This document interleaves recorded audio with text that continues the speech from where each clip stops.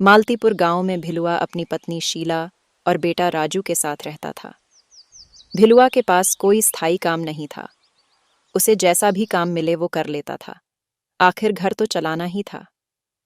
कुछ साल पहले तक भिलुआ शहर में नौकरी करता था, लेकिन कोरोना महामारी की वजह से हुए लॉकडाउन में उसे अपनी नौकरी से हाथ धोना पड़ा। अब वो अपने परिवार के साथ गांव में ही रहता था।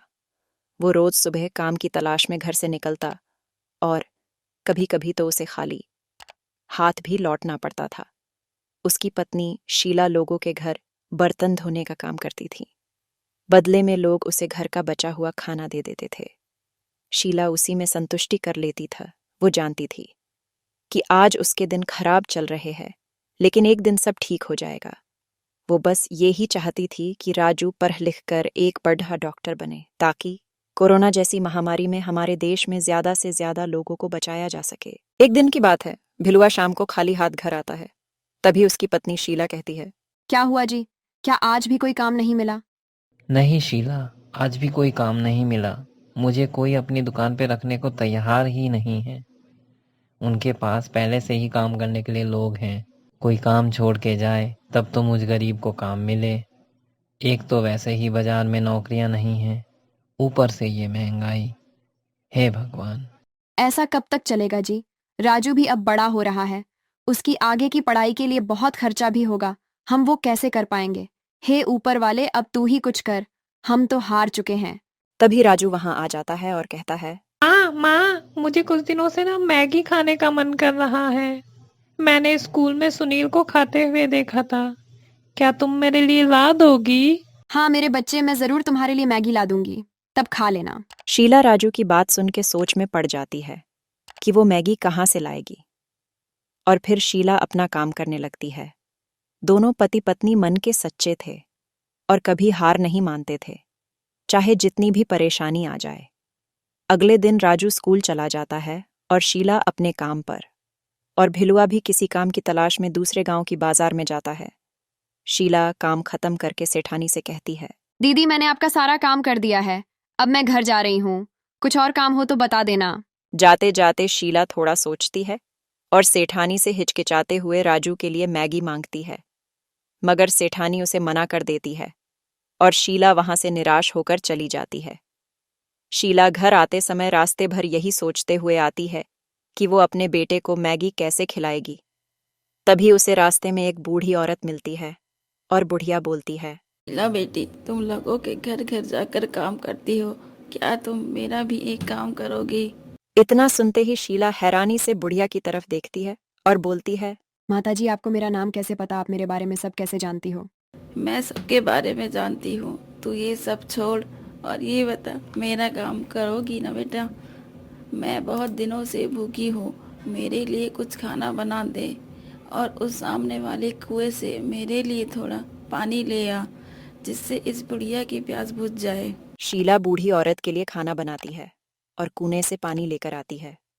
शीला सारा काम करने के बाद बूढ़ी औरत से पूछती है, माताजी, ये बचा हुआ खाना मैं अपने घर ले जा सकती हूँ। मेरा बेटा और मेरे पति भूखे पेट मेरा इंतजार कर रहे होंगे। हाँ हाँ शीला बेटा, तू ले जा। मुझे पता है तेरा पति भी काम की तलाश में भटक रहा है और उसे कोई काम नहीं मिल रहा। शीला सोच में पड़ जाती है, बूढ़ी माँ को सब कैसे पता है। यही सोचते हुए शीला वहां से निकलने ही वाली होती है। तभी बूढ़ी औरत उसे अपने पास बुलाती है। शीला बेटी, तूने इस बुढ़िया की बहुत सेवा की है। ये ले पोटली, मुझ बूढ़ी के पास यही है तुझे देने को। इसे रख ले बेटी, इसमें तेरे बेटे राजू के लिए कुछ है। माताजी, ये क्या है? मुझे आपसे कुछ नहीं चाहिए। मैंने अपने परिवार के लिए खाना ले लिए हैं और कुछ नहीं चाहिए। बेटी, इसे तू ले जा और इसे अपने घर जाकर ही खोलना, और इसमें ऐसी चीज है जो कभी खत्म नहीं होगी। शीला पोटली लेकर घर आती है और अपने पति और बेटे को खुश होकर सारी घटना बताती है।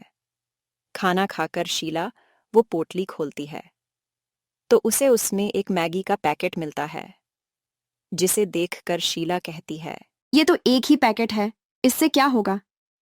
बूढ़ी माँ ने तो बोला था कि इससे हमारी सारी समस्या हल हो जाएगी। पर भला इस एक पैकेट से क्या ही होगा? इससे तो राजू का पेट भर जाए वही बहुत है। इसे राजू के लिए ही बना देती हूँ। राजू मैगी देखकर खुश हो जाएगा। मेरा बच्चा कई दिनों से मैगी खाने की जिद कर रहा था। शीला जब मैगी का पैकेट खोलती है तो उसमें से इतनी मैगी निकलती है जिससे तीनों का पेट भर जाए। ये देखकर भिलुआ और शीला दोनों हैरान हो जाते हैं। शीला सब समझ जाती है। बूढ़ी माँ ने ऐसा क्यों बोला था कि इससे उनकी सारी समस्या हल हो जाएगी। ये एक जादुई मैगी का पैकेट है जो कभी खत्म नहीं होगा। जब तक इसे बिना किसी लालच से बना के गरीबों को खिलाया जाएगा तब तक ये चलता रहेगा। क्यों ना हम मैगी का ठेला लगाए और जो लोग पैसे नहीं दे सकते उन्हें हम फ्री में मैगी खिलाए। मेरे राजू की तरह न जाने कितने ही लोग होंगे जो मैगी खाना चाहते होंगे। हाँ शीला, बिल्कुल ठीक कहा तुमने। इससे जो कमाई होगी उसका हम एक चौथाई हिस्सा ही अपने पास रखेंगे और बाकी गरीब लाचार की मदद करने में लगा देंगे। मैं कल से ही इस काम में लग जाता हूँ।